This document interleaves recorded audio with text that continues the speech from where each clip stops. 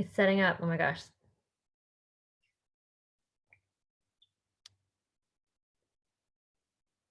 Awesome.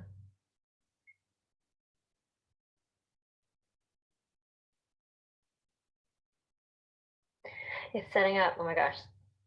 All right, we are live. We are just waiting now for Great. about 4 minutes. And we'll go ahead and get started. Yeah, sounds good.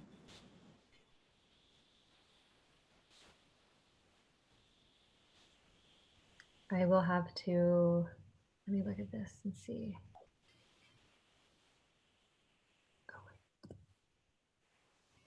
In the Zoom, gonna have to.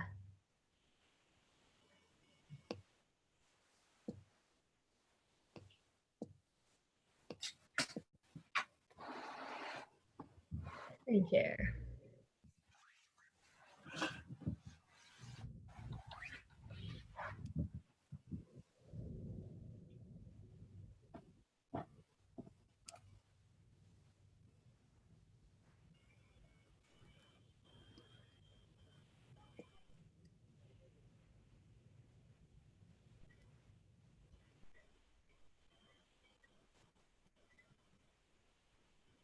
Perfect. Are you able on YouTube? Are you looking at the YouTube link? I was a moment ago. I'm refreshing it now to see what it looks like on there. Great. To see what they can see. Yeah, they can see. Yep. Yeah, your picture is on there. Perfect. As well as Are you able on YouTube? Are you looking at the YouTube link? I'm looking at the YouTube link right now. A moment ago. I'm refreshing it now. Oops. Yeah. Muted. Muted. Yep. So it shows the active speaker in the corner. So it's the presentation and then the active speaker. Great. And all of this is part of that live thread. So excited that so many people will get to see all of our figuring out the live feature on YouTube. This is what the young people call authenticity.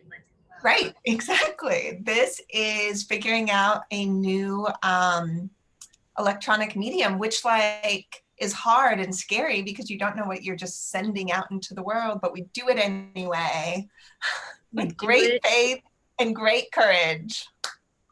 Truthfully, both. All the time. Yep. Able to learn online platforms along with literally everybody else in the world. Right? Watch. It's very fun. Yes. What my special favorite thing is doing it in real time, where people can decide for themselves whether or not I'm doing it right. Yeah, I'm reminded of this every time I see the opening frame of the video that Jason and I did for talking about bathrooms, eliminating plastics in our bathrooms. And I remember we were starting the video, and we started the video and it was buffering, thinking. Then it was it will not work. And we're both just what do we do? And then all of a sudden it worked and we were live and we were oh, we're so glad to be here. I mean, literally, this works. Okay, great. And then it's preserved forever, which is a really fun thing. Just on the history of the internet, and now on YouTube, which is a great plug for anyone who's watching this in future time or who's a little bit early to our presentation, that we have an entire playlist of no plastics for Lent videos on our YouTube channel with helpful tips and swaps, as well as deep theological grounding from our theologian in residence for the No Plastic for Lent initiative, Kelly Lisi. So very thankful for that. Are you also thankful for the weird faces? Is the real question. I would say I am thankful for the weird faces, and I cannot tell you how tempted I was to put the weird stills as the thumbnails on the videos, but because I am your friend, I did not. genuinely appreciate that, but also that would have been funny. That would have been funny. All right. It's a little after 2, so I say let's get rolling. Want to get this started and excited to be a part of the Earth Day organization's online initiative. So just wanted to say that at the outset. We're really thankful to be here. This is, again, for folks watching in real time or in the future, a little bit of a workshop and a reflection on the No Plastics for Lent initiative. And the title of this workshop is Creation Care for Lent, Creation Care for Life. This initiative was a joint initiative between ELCA, Evangelical Lutheran Church in America's Young Adult Ministries, which are ministries that serve primarily folks who are 18 to 35, a partnership between us, ELCA Advocacy, and the Wartburg Seminary Sustainability Task Force. So really excited to have young people from each of those ministries and groups represented today on this call to talk a little bit about what this initiative has looked like and the importance of young leadership in these types of movements and in the church. So, like we said, this is a No Plastics for Lent initiative, and this was started at the end of February of 2020. Wow, it's been, that feels like years ago. It's been years since it began in February 2020. It in fact was not years ago, it was mere months ago. And so we'll talk about the ways that it grew and changed over the course of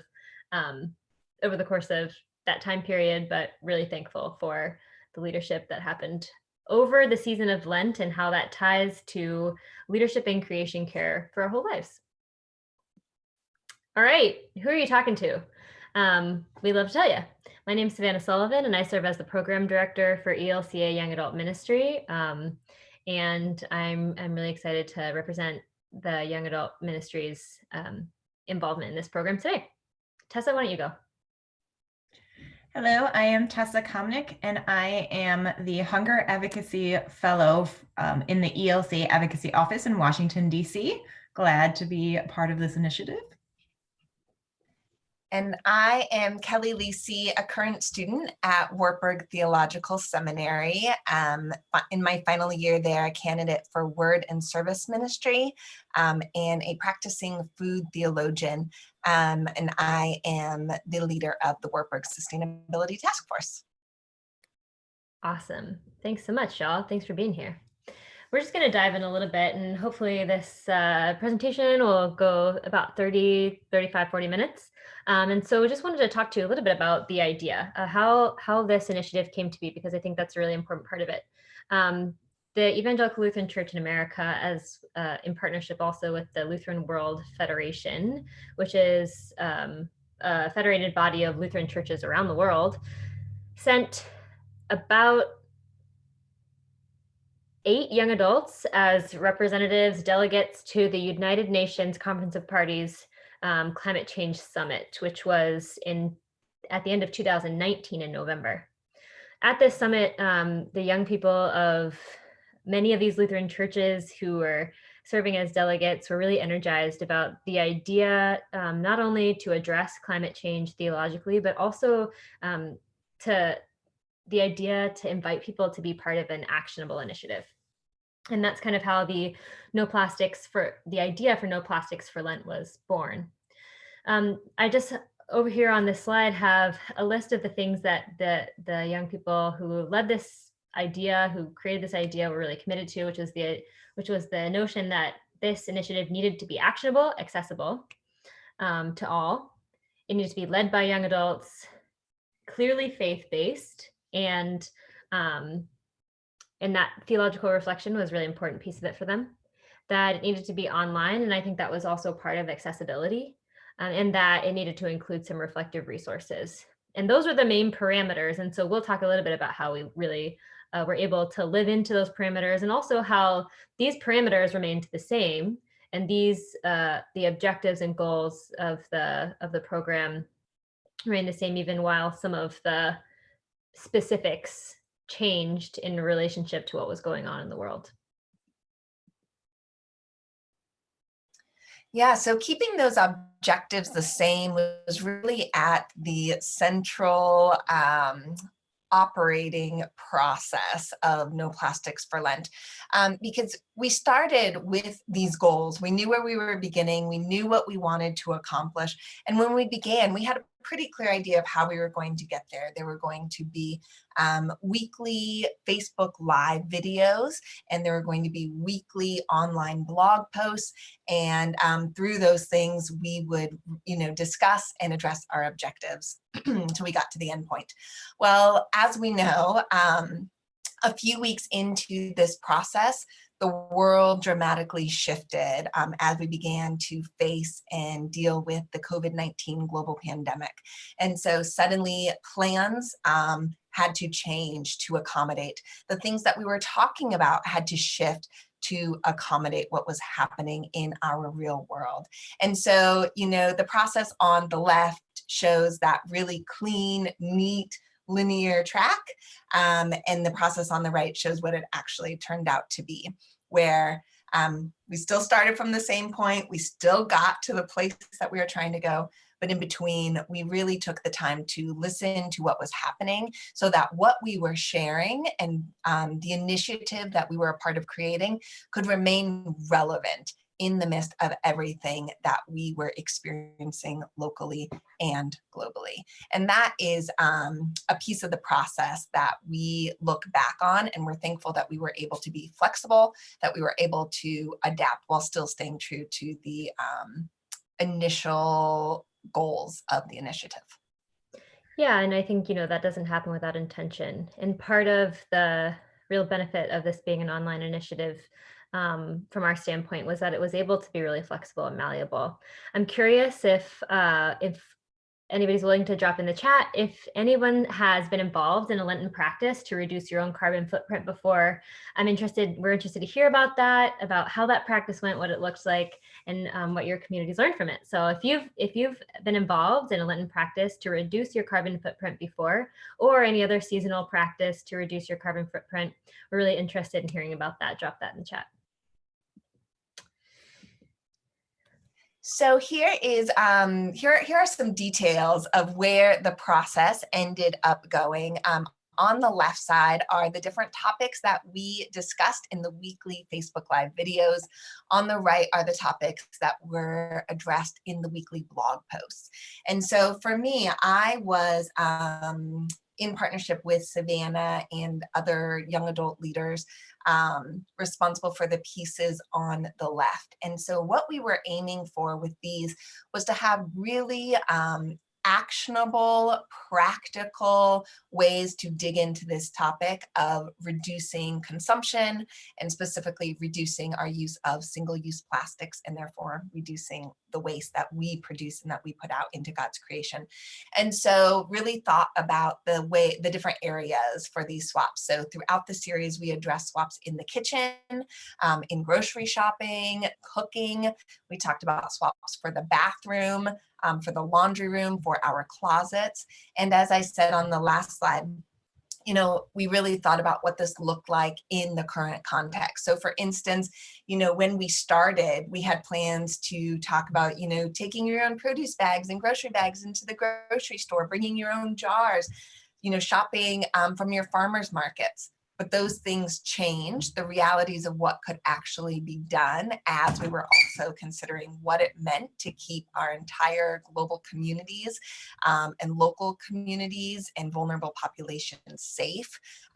Those things shifted a bit. So we recalibrated with those pieces in mind. And we worked throughout that process to really keep the theology and the practical pieces connected and interlinked, because we acknowledge that the practical pieces without the theology, there's hollowness there. And we wanted them to be really grounded in our call, our Lutheran identity, to care for creation. So we work to mix the theology with the practical pieces all throughout the journey. Thanks, Kelly. Yeah, and so then on the right there, you see a a list of some of the theological topics that we covered specifically in the blog posts, and some of those, like Kelly said, also crossed over with some of the live videos that we were able to produce. But these were some really weighty and important theological topics, and we'll talk a little bit more on one of the other slides about the leadership in those theological reflections, how these topics were decided on. But I think it's really important to note just the diversity of content on this specific slide. I think that was a really important part of the initiative and a really important learning for us. So just again, an overview of the process. So we said, the incorporation of practical resources is really important. At the beginning of this, the ask for Kelly was, hey, can you make one video for the first week to give people some tips and swaps for all of the Lenten season? And she came back with the idea to actually have a weekly series, which ended up being hugely important and a really beautiful way to engage people in real time.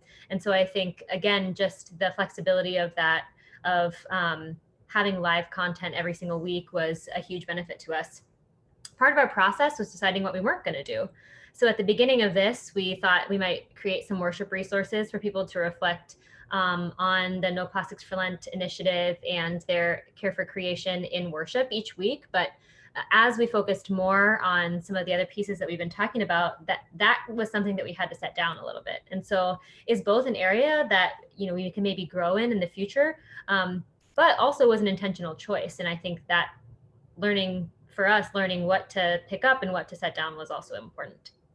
We were really focused on social media, and so we mainly used Facebook as a platform. Also, all of our videos have been uploaded to YouTube. So if you're interested in watching any of the live videos with really helpful, practical tips and swaps, check out that playlist on this channel. And then we're also present on Twitter.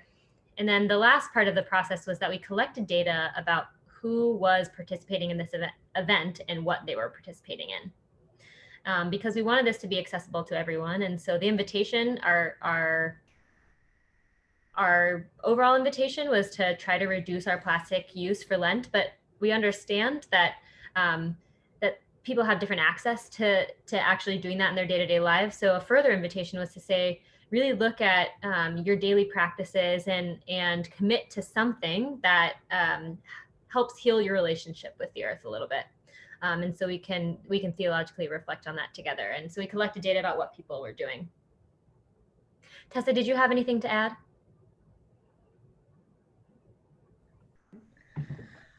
Not at the moment. Great. So part of the collection of that data was just asking an open-ended question about what people were willing to commit to for this season. It was really beautiful, some of the responses, and I we just wanted to share a little bit of that right here, because it goes from everything to I will work to make my church, my community, plastic free, which is beautiful, and to really personal. I also commit to only buying secondhand clothes during Lent, and some pushback that I think some communities get when we talk about sustainability practices and doing an initiative like this is that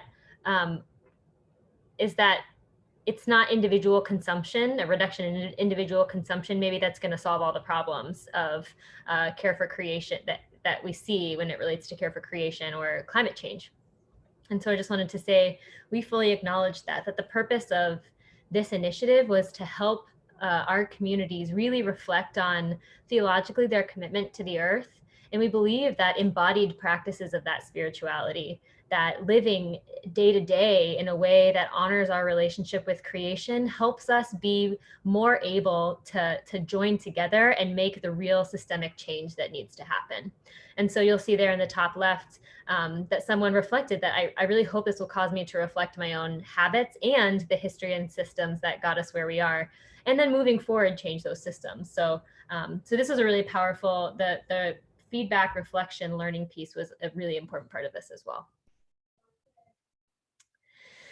So the last and maybe most important part of this process was the leadership. And so really focusing on that goal, that objective of having this be led by young people was vital to the success and impact of this initiative.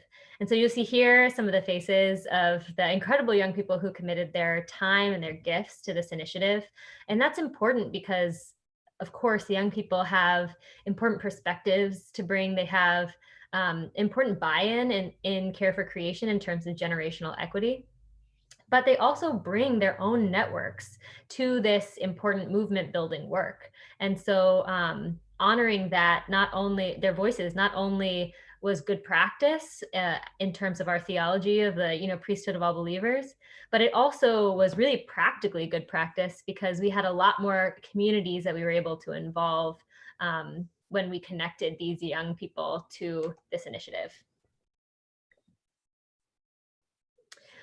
So I think part of that was getting some writers. So Tessa, do you want to talk a little bit about that process? The process for getting writers for the blog, the ELCA Young Adult blog, which was also served as a reflection tool, has some small group questions for reflection. Yes, so I was able to collect some young adults who were willing to write some short blogs and reflections. The goal was, of course, since this was a young adult-led initiative, to keep within the ELCA defined young adult age range. And we also wanted to get people from, as Savannah mentioned, kind of diverse networks, diverse areas within the ELCA. So we had seminary students, somebody representing who was part of the Young Adult and Global Mission. We had someone who was an intern at the ELCA Advocacy the summer before I joined. Of course, I wrote a blog as well, another advocacy aspect, which is really important to the actionable parameter that Savannah mentioned earlier that young adults are really looking for. And we had a young adult pastor as well contribute. So it was really coming around trying to find these different networks and tell them the idea. We presented them with kind of an outline and some topics that they could choose if they wanted, because this wasn't just a give up plastics environmental blog. This was also very connected to Lent, and we wanted to make sure that connection was very prominent in all of the blogs. It was a very important component. So we gave some suggested topics, but also gave room for the blog writers to take them, make them their own, and grow them, as long as that connection to Lent was still very clear, and that theological grounding. And so we got a wide range of topics and great writings that I think were very popular and very different from each other. So every week it was something new, something different, and covering a wide range of theology and how that connects to Lent and sustainability practices during Lent.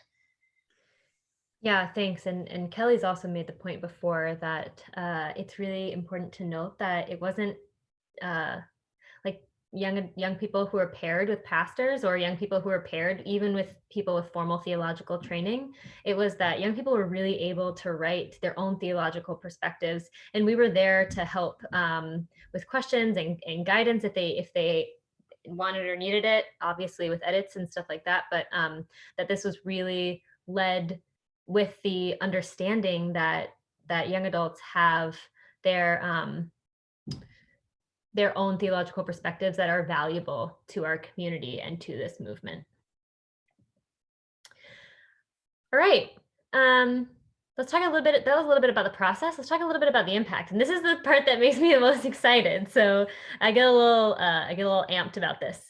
So part of the way we tracked impact is collecting data. And I think that's really important for us to hear as the church, that it's okay and it's important to collect data about what we're doing so we can measure the impact, and also so we can see the places where we're successful and the places we need to grow. So we collected some of that data. The data that we got told us that This initiative was taken up by communities in 30 different states and in 5 countries. In the middle of the 3rd or 4th week, I got a message from a colleague from the Lutheran Church of Hungary who was like, if you see some stuff on Twitter with a no plastics for Lent hashtag that's in Hungarian, don't worry, it's not somebody co-opting it. The Lutheran Church of Hungary is just joining you. And I thought that was so beautiful. The Lutheran Church in Hungary took it, made it their own, but joined together with their Lutheran siblings around the world, siblings in Rwanda, siblings in Japan, to really think together about what it means to be the church in relationship to creation and relationship to consumption. We reached about 100,000 plus people online. So 100,000 is the conservative estimate that we got from the metrics that we were able to read from the social media platforms that that will give us those metrics, and that's individual viewership. And so when we extrapolate that to communities that are impacted by the leaders who saw and participated with us in and used the resources, then that number reaches well over 100,000. So we're really excited about that. Produced 7 videos and 6 blogs. All of them are available online as reflective resources for the future, and also were really strong points of learning for us.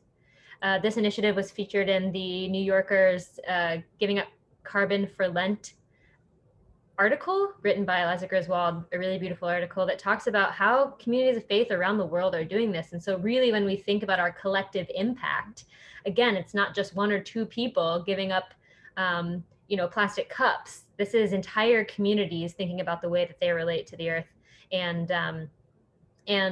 trying to spiritually reflect on that as a motivator for further collective action.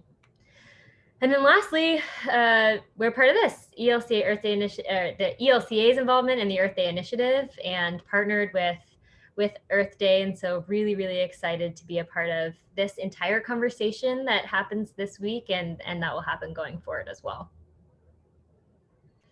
All right. I always like to, I think it's important, like I said, to really learn from the things and the initiatives that we do.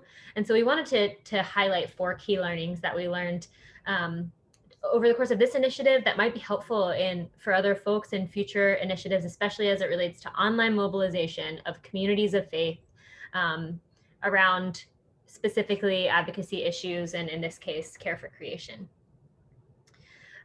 Our first 2, I think I'll talk about, and then I think Kelly will talk about the last 2. So the first one and the second one are really closely related: flexibility and relevance. Really, our church historically, the Evangelical Lutheran Church in America, hasn't always been great at the flexibility piece. That sometimes our individual congregations and our whole organizations turn like giant cruise ships or something. That flexibility is something that we kind of struggle with sometimes. But having this initiative being an online platform where young people were creating content in real time every day allowed us to be really nimble in our responses, allowed us to be in conversation with people from all around the church, all around the world. And so that flexibility piece was vital, especially as it relates to number 2, which is relevance. Kelly talked a little bit about how in response to the coronavirus, COVID-19, a lot of the specific content of this initiative changed. That was not something that we anticipated at the beginning of Lent. And 3/4 of the way through this initiative, people were asked to stay in their homes by and large. And so that really changed.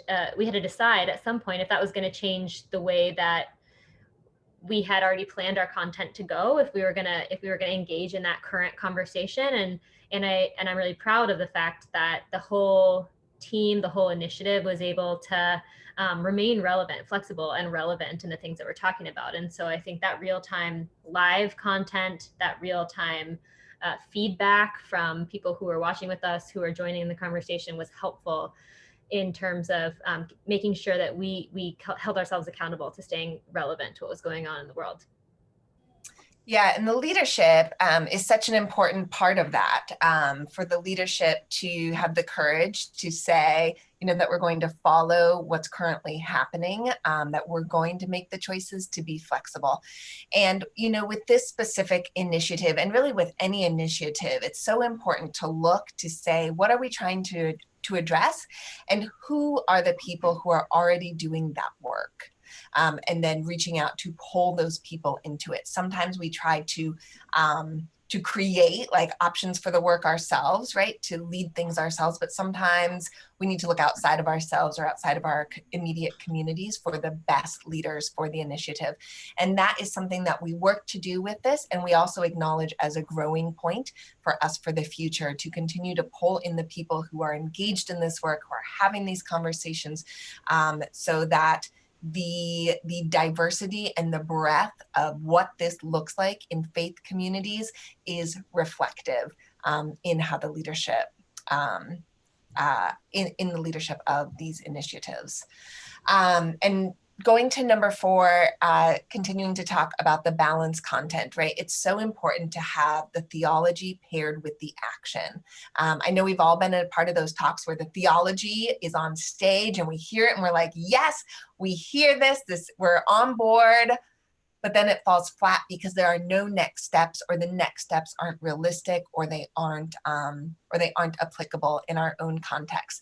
And on the other side, you can have all the next steps, but without the theology to ground it, it loses some meaning, it loses its weight, it loses its urgency. But when we pair the two, when we think about theology and action, when we think about the large scope, and then break it down so that we can go deep into those different topics, like we did in having not just one blog post or one video, but a series of each, we're able to address all those things and get into them more deeply than we would otherwise. And we think that was, an important strength of this specific initiative.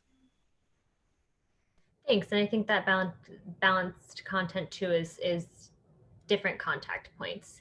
And so we have, yes, videos that are available for people. We have written resources that are available for people. And I'm really interested in thinking towards the future about what other contact points could be as well. Thanks so much for that. Yeah.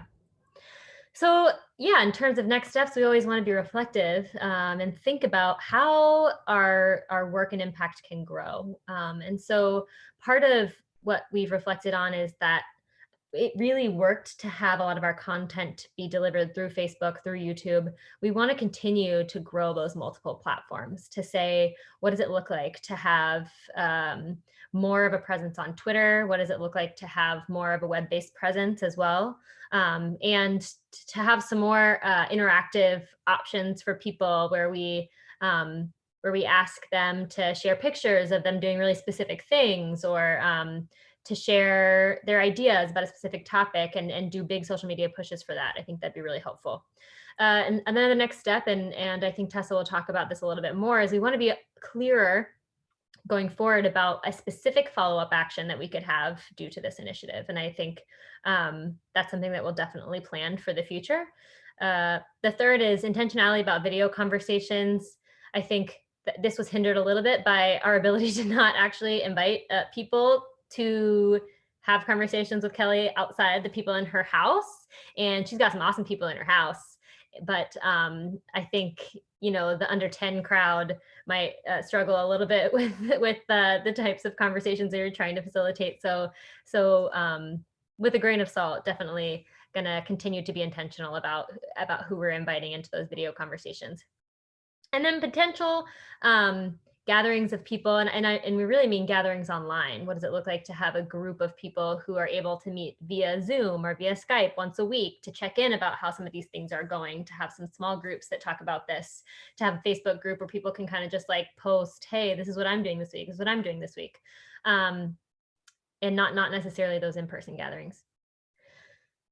For the next steps, I think I'm going to throw it over to Tessa to talk about advocacy resource. Yes, thank you. So following up a little bit on that actionable item and advocacy, there are quite a few resources available from the ELCA Advocacy Office at elca.org/advocacy. Nothing relating specifically to plastics as of yet, but there are some relating to the environment, just general advocacy resources that are great tools if ever you need to use them. But specifically what I wanted to bring up was that sometime during this summer, there will be a young adult advocacy resource released. I am part of a cohort of 2 other hunger advocacy fellows. And so we are working on just kind of a specifically focused on young adults, and kind of there will be activities and made for a group setting, but also kind of just used to really guide people through this process, because it can be a little nerve-wracking kind of figuring out what steps can I take. I'm really passionate about this issue. What do I do to turn that passion into something actionable?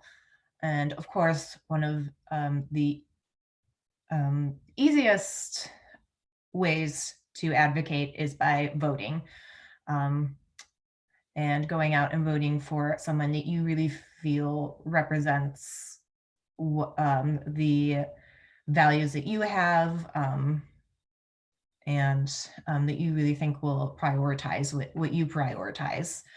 And so definitely want to lift up voting as a form of advocacy. And then if we go on to the next slide, which this is something that I get really excited and amped out about, legislation, yay. So we have, about the same time that we were introducing this No Plastics for Lent initiative, there was actually a Break Free from Plastic Pollution Act that was being introduced as well. So there is a House bill and a Senate bill introduced respectively by Representative Alan Lowenthal of California and Senator Tom Udall of New Mexico. So as of right now, they've just been introduced and referred to different committees. In the House, it's been referred to the Subcommittee on Water Resources and Environment. In the Senate, it's been referred to the Committee on Finance.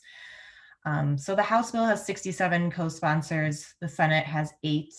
And so this bill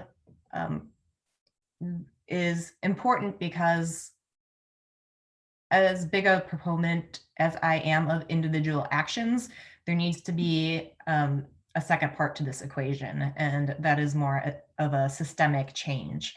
So what this bill would do would set forth requirements for waste and recycling collection systems for a variety of products and materials, not just plastics, but there is a specific focus on plastic. It shifts fiscal responsibility for collecting, managing, and recycling or composting the products to certain producers, and it establishes both a minimum percentage of products that must be reused, recycled, or composted, and it establishes an increasing percentage of recycled content that must be contained in beverage containers. It would start on January 1st, 2022. It would start to phase out a variety of single-use products, such as plastic utensils, which are not recyclable at this moment, and sets forth provisions to encourage reduction of single-use products by establishing programs to refund consumers for returning beverage containers and establishing a tax on carryout bags. It would also temporarily stop new or expanded permits for facilities that manufacture plastics until regulations are updated to address pollution from the facilities. We tend to think a lot of the plastic pollution problem and the plastic waste that is produced, but there is also significant direct pollution, air pollution, other kinds of plastic pellets from the factories that also pollute the environment. So this bill is also trying to go all the way back to the source. And of course, plastics are also made from oil. It also has makes the EPA publish guidelines for a national standardized labeling system for recycling and composting, and that producers must include these labels. So currently we have the recycling symbol with the 3 arrows and the number in the center, which is not actually telling you if that item is recyclable. What it is it's telling you the type of plastic that was used in that product, and it does not actually mean that it is recyclable, and it can be very confusing. And then the last thing that this bill does is it establishes limitations on the export of plastic waste to other countries. So for a long time, we were exporting our plastic to China. And then we kind of had to shift things around when China stopped doing that. And I believe right now we are sending our plastic to other countries, including like Indonesia. And so this bill will limit that and keep us from essentially shifting the responsibility to other countries, because just because we are sending it out doesn't mean that they are recycling it more than we are. And so that's an important international element of it as well. And so I wanted to highlight this act that is that has been introduced right now. It is the first comprehensive legislation on plastic pollution that has been introduced so far, and I think it really tells how far we have come as a society.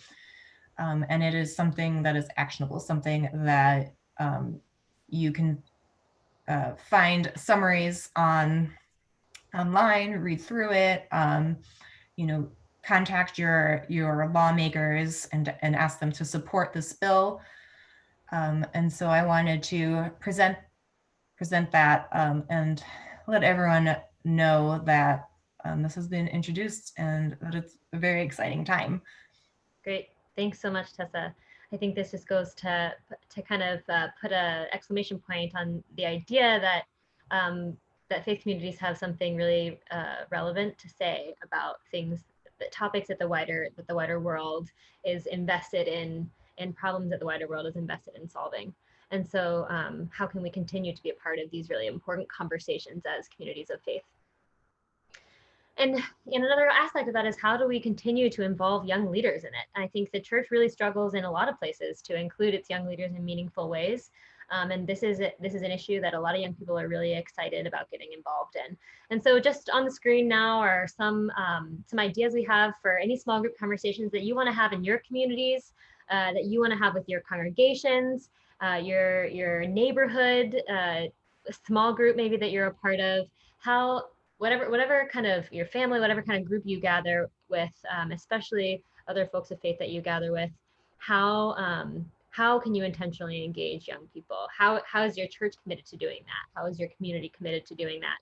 And how does your creation care relate to your faith in a broader sense? We really think that the conversations that No Plastic for Lent started and helped facilitate for this season are conversations that the church needs to continue to have going forward. And we're really committed to helping that be a reality and making that happen, and wanted to provide some resources for you, reflective resources here. And then also, like I mentioned, both on YouTube and on our blogs, elca.org/blogs. We'll send you to the blog site, and you can check out the young adult blog there, which has more reflective resources. We just want to say thanks for being a part of this conversation today. I want to say thanks to Kelly and Tessa. They've been hugely instrumental in helping this initiative, which was just a small, tiny little bud of an idea, like you see on the picture now, turn into a reality and to really flourish. And we are lucky to have had their leadership, and look forward to seeing what we can all do together in the future as people of faith, as communities of faith, across different denominations, religions, traditions, and understandings, care for the earth that is our home and that is our partner. And so if you want to learn more, I would really encourage you to check out any of our social media platforms at ELCA Young Adults or at ELCA Advocacy. You'll find lots of info there about not only the No Plastics for Lent initiative, but also about other movements and initiatives that young people are instrumental in leading and are excited about, and that all communities of faith, regardless of age and across different generations, can get involved in to make a real lasting difference.